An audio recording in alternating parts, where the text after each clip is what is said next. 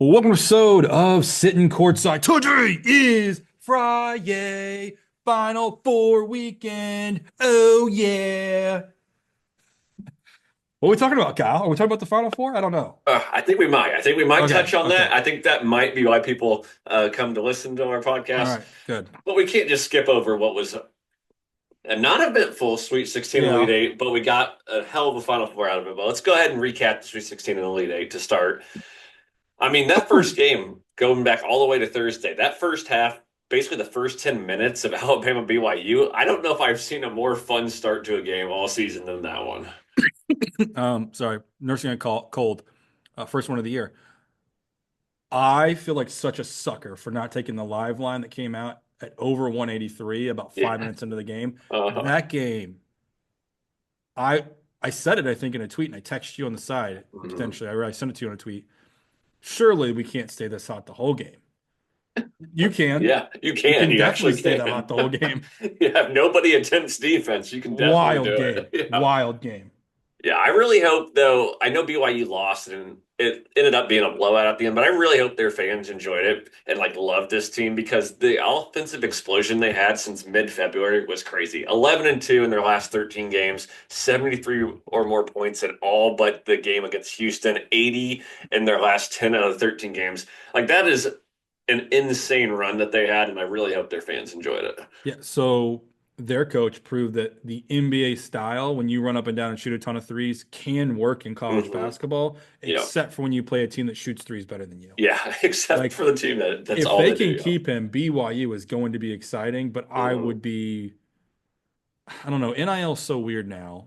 I mean, we had Buzz Williams leave the bottomless pit of money at Texas A&M to go to Maryland, Yeah. where the Uh-huh. coach left because there's no NIL. But if they can keep him at BYU, Hmm. they're going to be good for a while. But I could see him easily leaving for a perceived better job in college basketball.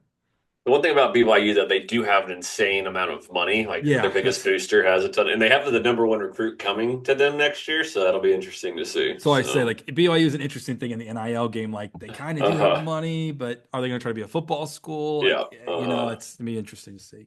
But yeah, that was a hell of a game, and it really, as a Duke fan, got me a little bit nervous for Nervous. what we'll talk about in the Elite Eight game. But moving it on to the next game, where it was Duke that we'll talk about here. Caleb Love gave Duke hell just one more time. He's like, you know what, Yeah. tenth time, I'm just not going out without giving it my all. He ended his career against Duke losing 100 to 93, but in his he played 10 career games against Duke. In those games, we all know about how much I don't like Caleb Love and how his shooting percentage is always terrible. But against Duke in those 10 games, he shot 50% from the field, 18 points per game. And in 5 games in March or April, he averaged 24 points per game against Duke. So the guy just in Jeez. the biggest stage always got up for the Duke Yeah. game. Dude, he's going to be I think, a decent player in the NBA with his Hmm. style of play. Yeah. Um, but yeah, I have to admit, had me nervous there for a minute. Yeah. Hmm. Yeah. I mean, honestly, anytime he didn't shoot in the second half, I was like, that's a win for. I don't care Oh if the yeah. other guy makes it. Just if he's not shooting the ball, Yeah. it's a win. So. Yeah. All right. So, can you believe after 2 wins in the first weekend, Arkansas absolutely blowing the game against Texas Tech? They literally, Texas Tech, the entire Dude. game only led by a max of 3 points. This was Arkansas's game, the entire game, and they Yes. completely blew it. I literally fell asleep with 4 minutes to go in that game. Arkansas was up seven, and it just felt like A&M couldn't get any closer. Yeah. And then woke up and saw they won 85-83, and I was like, I'm dreaming. I Absolutely know, dreaming. I couldn't believe it. In the right? most Calipari fashion, Yeah. couldn't finish it out in the Sweet 16. Yeah. What I expected from him last round is what happened this round. Just, just against a team that Oh actually yeah. can score. So, Yeah, wild, wild. The all right. irony of that is what happened in the next round with Texas Tech. Uh-huh. Exactly. So I'll Right. let you continue. Yeah. All right, the last game I really wanted to touch on the Sweet 16 was the Purdue versus Houston game. I mean, it was through the mud, just like every Houston game is, 62-60. Houston got the win, but I need to know, did Purdue choke at the end with Braden Smith leaving the ball, the inbounder, or was it a great play by Houston? Okay, so I want to go back. Everyone keeps saying shouldn't have been an offensive foul Yeah, on the on play that play. before. Yeah. As we all forget, the play before the foul, there should have been a goaltending that Mhm. they also did not call. So like potato, potato. This is why we call it a game. There's going to be back and forth. There's going to be calls that are missed on both ends. Um, I think in the truest of fashions, Braden Smith in the biggest moment proved that he did not trust any of his teammates. Yeah. Uh-huh. To leave the inbounder to guard the guy that is farthest from the ball, Yep. not to mention, if they do make that pass, he would have had to have made it under the backboard. Yeah. Like, just a boneheaded play. And hmm everyone's saying that it was a great drawn up play. Anyone that watches basketball, that's the most generic inbound play ever. You run the Yep. double screen, guy that does the high pick rolls to the basket for a Yep. layup. If Braden Smith doesn't leave, that's a tough 7 footer by their tall guy trying to do the queen shot, basically. Uh-huh. And I Yep.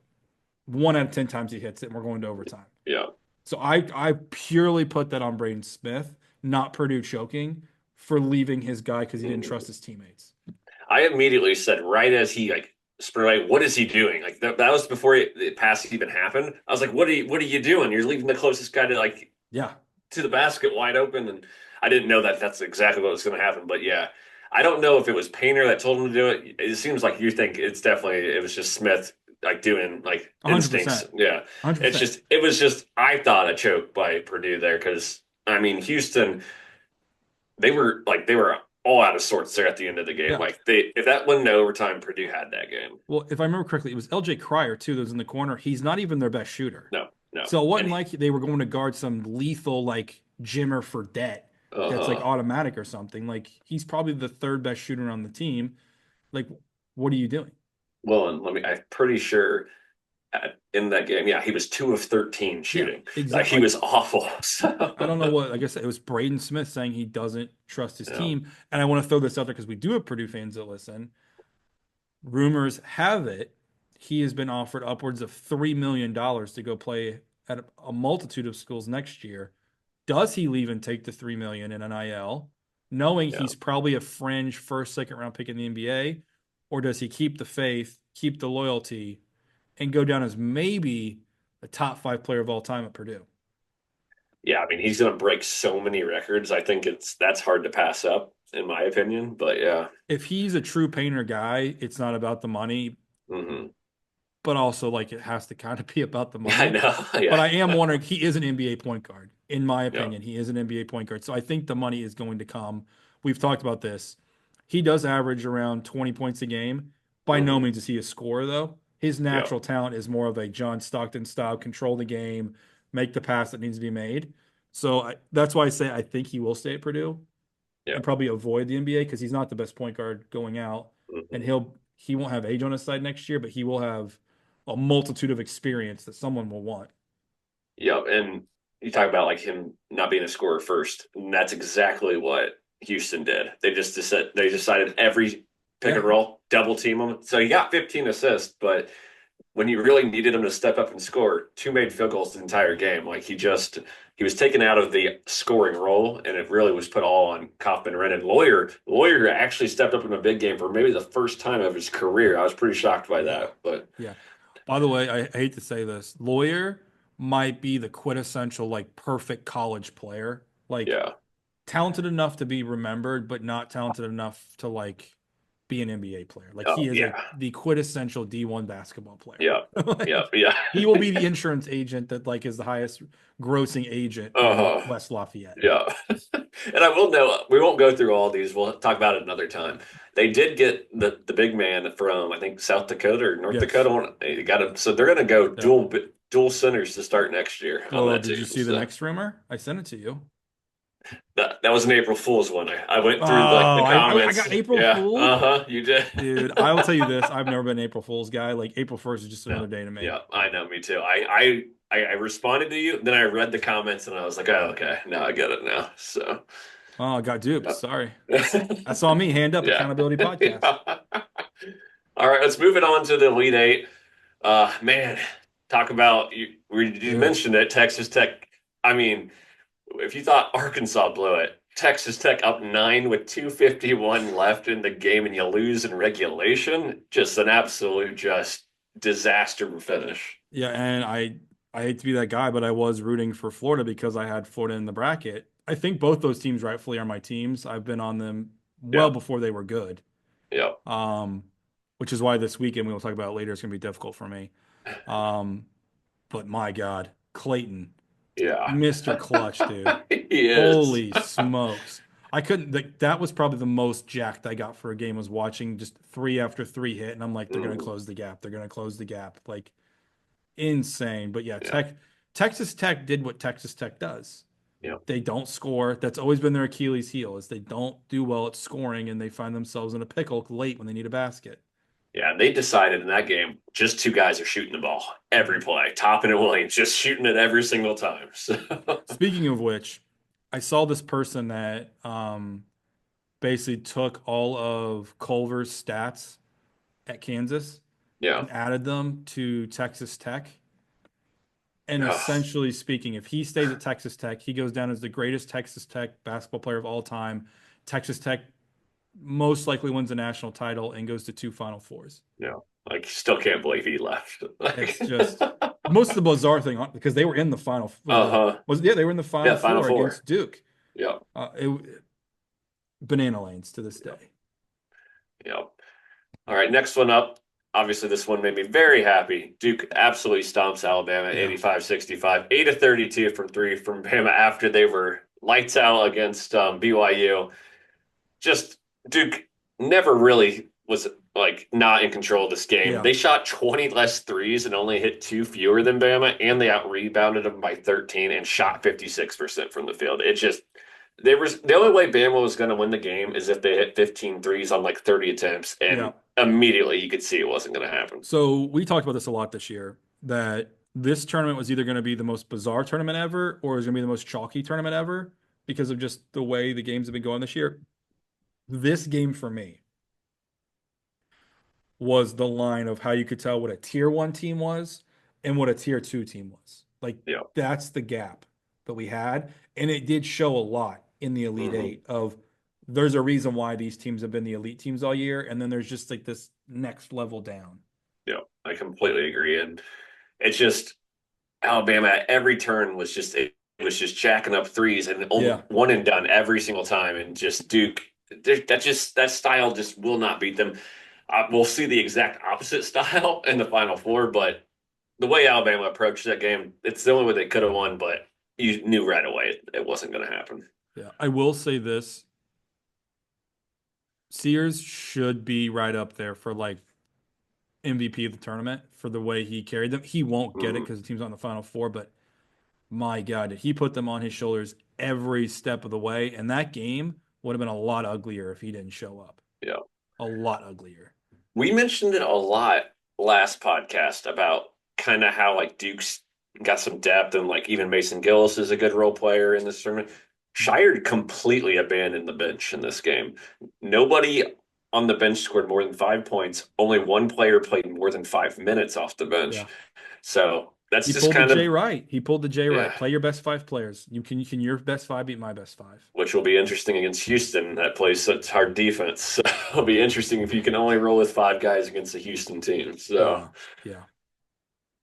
all right, this game, I mean, it's set back offensive basketball a ways. Tennessee playing the worst offensive basketball game maybe I've ever seen. Maybe It only St. was. Mary's It can was. Did you just, yeah. see? They Oh, broke did the it? record for the least amount of points scored in a tournament game. It was brutal. They lost 50 or 69 to 50 to Houston. They shot 17% from three, Tennessee, 28% from the field. Only two players scored more than 5 points for Tennessee, and their starters were 9 of 35 shooting, and they gave up every offensive rebound to Houston. It shouldn't So have been a blowout, but they couldn't get a rebound. so crazy enough, about 5 minutes left in the game, I said to my wife, I was like, Houston has got to be out rebounding them by like 30. Yeah. They didn't actually. It was Okay. relatively close on the total offensive board or the total boards, Hmm. but it did feel like Houston was getting every rebound. Like Yeah. I will say this, that felt like I was watching men play boys. Like the Yeah. way that game was being done, like the toughness of Houston, the way they showed up, they were making Tennessee earn every single inch. Yeah. every inch. Like the big reason why they had that big lead is Tennessee was settling for like 27 footers. Mhm. Like Ziegler, if Ziegler's not on the team, Yeah. I don't know what that game. They maybe don't score 30 points. Yeah. It's just their starters 3 of 18 from three, That's just or three of yeah. 19 from three. Did you Just see? I can't remember the kid's name. I'm sorry, I'm not that into this roster, but it was like number like 5 or 15. I can't remember for Tennessee. He went 0 of 7 from three. 3 straight possessions. He shot a wide open three. And from what I gathered, he's actually a pretty good 3-point shooter. Barnes took him out. Was and basically had a come to Jesus moment of like, yeah, buddy, yeah. now's not the time to be jacking up threes. Next year, against the Yeah. crappy team you start the Yeah. season with, go with This that. is and this is when they were kind of in it. Like they were like down 12. He's jacking up threes. Like, Yeah, buddy, it ain't happening for you. yeah. That game was it was a tough watch. Even like if you were rooting for Houston, it was still a pretty tough watch. Wow. All right, the last game though, honestly, wasn't thrilling either. Auburn got an Yeah. early lead on Michigan State. I think it was 23-8, and then just never really thought Michigan State was going to get in Yeah. that game. So, Auburn went on that 17-0 run, really killed Michigan State because they did outscore them the rest of the game. Um, I don't care. They can call him Janai all they want. I'm calling him Johnny.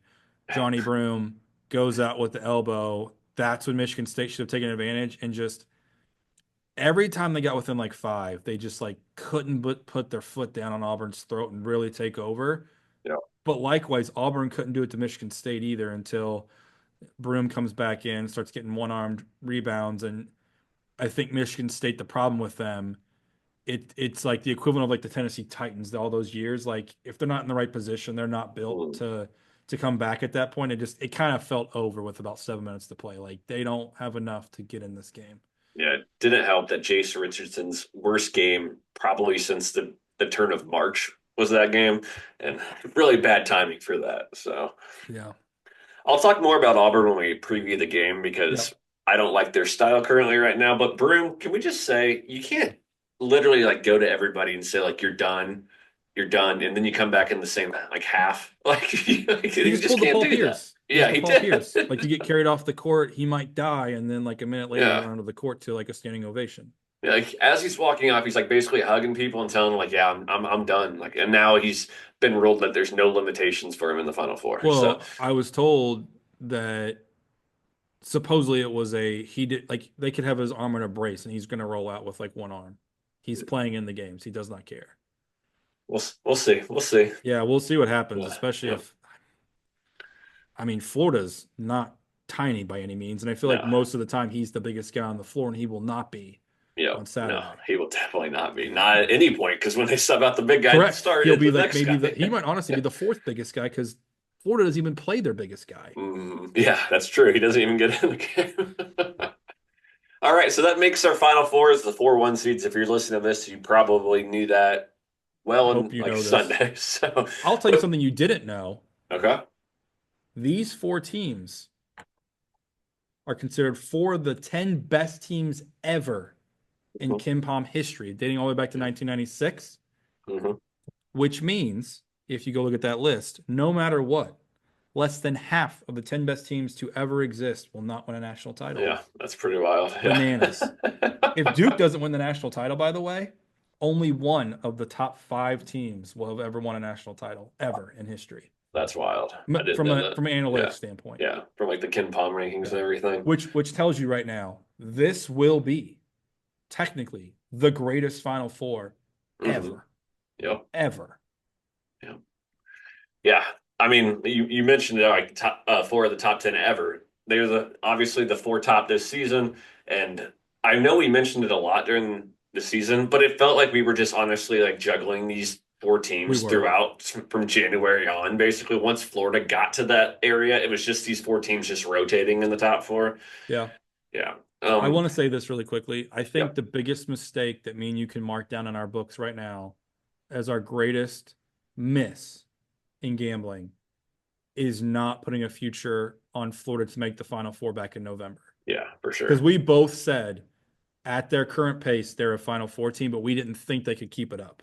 Mhm. If we make that bet, me and you are going to Louisville, Kentucky for the Final Four Yeah. with a wad of cash. Well, because remember, we at the beginning of the year we kept saying like, well, they haven't played anybody great yet, so we want to see Correct. them play Remember when we like, thought yeah, them playing Wake Forest was their biggest yeah, test? And then we were like, it's going to be a Big Ten. Like they could have a potential play a top 10 matchup, but they were going to be on the wrong side of it, playing North Carolina in yeah. I was late going to say North December. Carolina. And Yep. now look where we're at. December. I mean, we get here, North Carolina shouldn't have been in the tournament, and they were Yep. a no-brainer Final Four team. Yeah, I remember that it was like a neutral site, but it was still in North Carolina, like a Jordan Brand court, and like it was Correct. all North Carolina fans. They were favored by like 5 or 6 points. We both picked Florida in that game, but It for would some reason we should didn't have go. we Yeah, should have seen the writing on the wall right then and been like, you know what? Now is the time. yeah, yeah. All right, real quick update on our bracket challenge. It's coming right down to the wire. We still have 5 people that can win the bracket. Josh Worley is currently in first, but Jordan, myself, Brandon Sapin, and Henry Grove all still have a shot to win it. So good luck to everybody still involved in that. Thanks for joining, but pretty uh, pretty rare that you still have 5 people that have a chance to win the bracket challenge with only 2 games or 3 games left in the Yeah. season. So usually I feel like it's relatively like whoever's in first right now is guaranteed to finish top three, and Yeah, there's a good chance they might not at yeah. all.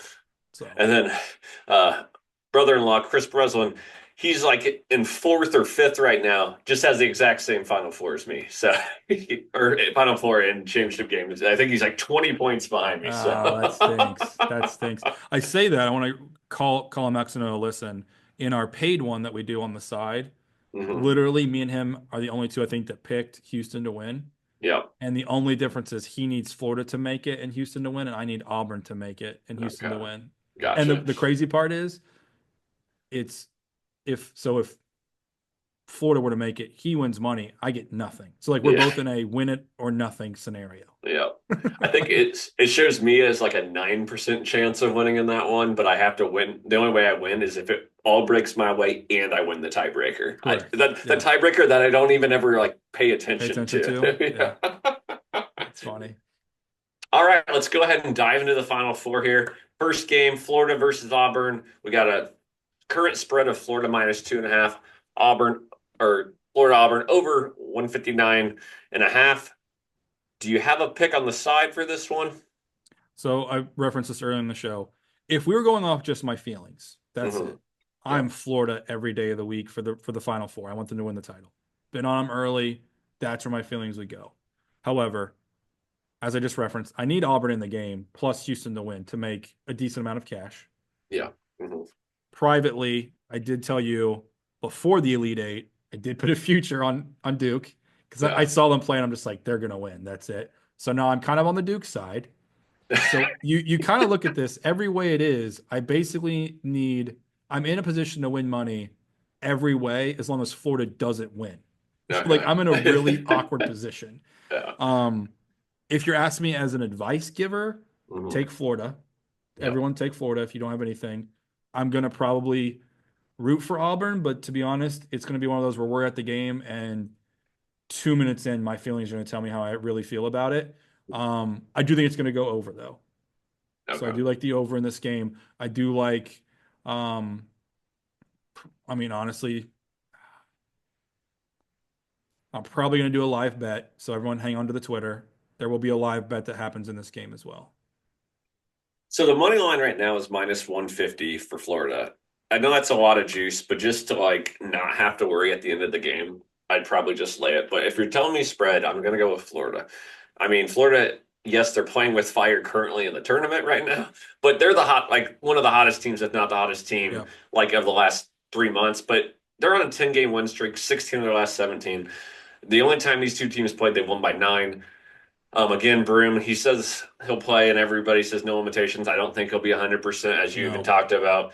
I just don't think they can keep up. Their offense is not what it currently ranks in Ken Palm. Like, that's the season long total. Their offense recently has just not been that good. They've failed to score more than 72 points in 5 of their last 8 games. I mean, Florida can do that in their sleep, and Auburn's Yeah. not going to slow the game down. I just don't like this matchup at all for Auburn. I mean, if you're an Auburn fan, I would really hope the defense comes to play. I know it's not been like your calling card this season, Yep. but I think Florida, if they get the style they want, they can kind of put this one away mid second half. Okay, So so I'm going to say this now because you called it out for the 150 juice. I've promoted this, what I'm going to call the JO theory. Jay Hooks, good friend of the program, has also agreed this is actually a decent model if it works in your favor. Don't take the 150.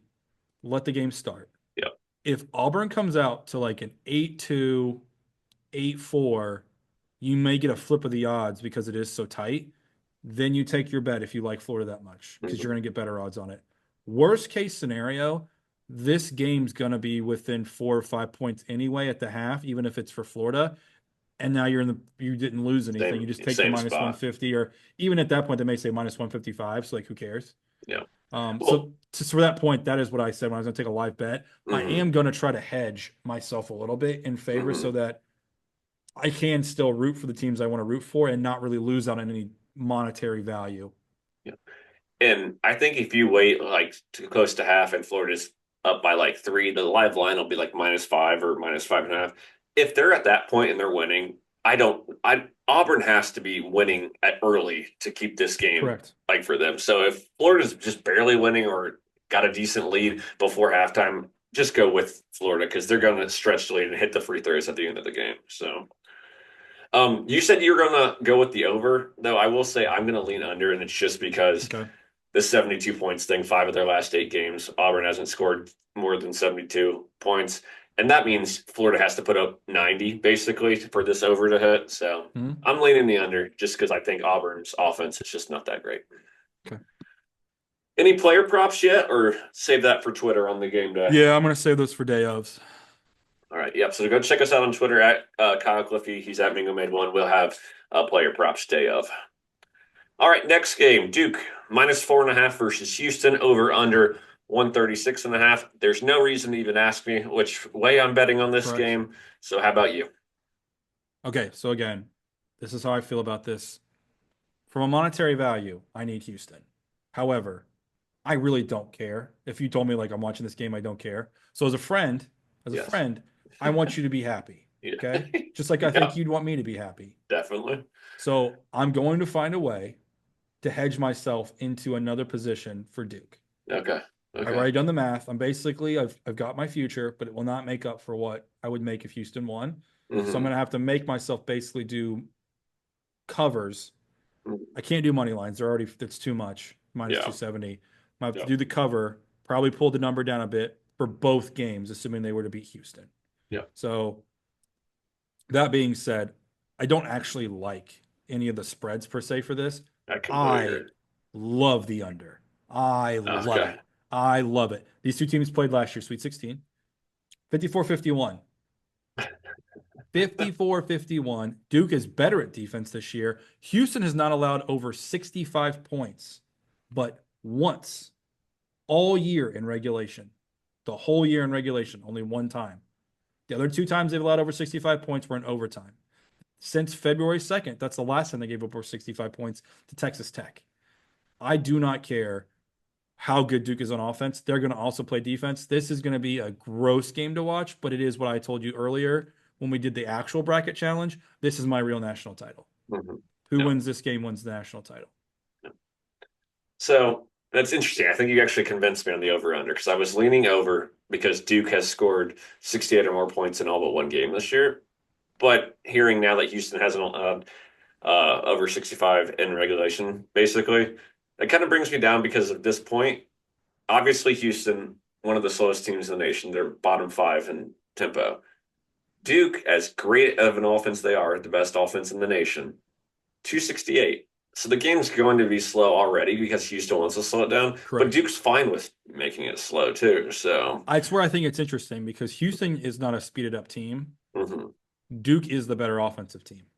Yeah. And So the advantage is if it's a one basket game late, 3 minutes to go, that's the Duke's advantage. They have the yeah, best player on the floor. They have the best offense on the floor. You have to trust them to make the basket if it counts. And if they don't, I mean, it's just honestly, if they don't make it, it's because of something to do with like just poor not being in the moment. Because everyone on Houston's been there. They've done yeah, that. hmm, Duke on the other side, those guys haven't been in the college realm, but they do hmm, have NBA guys on that roster that are going to have to be used to that position. So yeah. Yep. I think the way Houston wins this game is they have to turn over Sion and Proctor. That's the way to get this game because offensive rebounds, they just dominate on the offensive glass. Even though Houston, yes, I know they're a very good rebounding team, but Duke just is so big. Like everybody's six Mm. five and taller. So I think it has to be turnovers how Houston Yeah. keeps this one. I do, Whoever, if someone can hit 60 points, if they can yeah. hit 60 points, they win the game. Whoever Yeah. gets first to 60 will win. If it does happen to not hit the under, that's how much I'm confident in this being a very slow, methodical game. And then I do have player props because Okay. I always have to have player props for the Duke games. This one really, like I bet it last time, and it was scary. He had 0 points at halftime. Malawatch, I had him over 10 last game, and then he got like 14 in the second half. It was a sweat though, because it's all dunks. It's just all dunks. Yeah. But his 9+ points is actually plus money, so I'm gonna go with that. And then just because I've done it all season and it hit last week, I'm gonna keep with my Knipple 15 Nipple. point. Yeah, Yeah. that's a good one. I like that. I will tell you, I got burned by Proctor in the Yeah. Elite Eight game. He had Yeah. hit five or more threes in 4 out of 5 games, and then Yeah.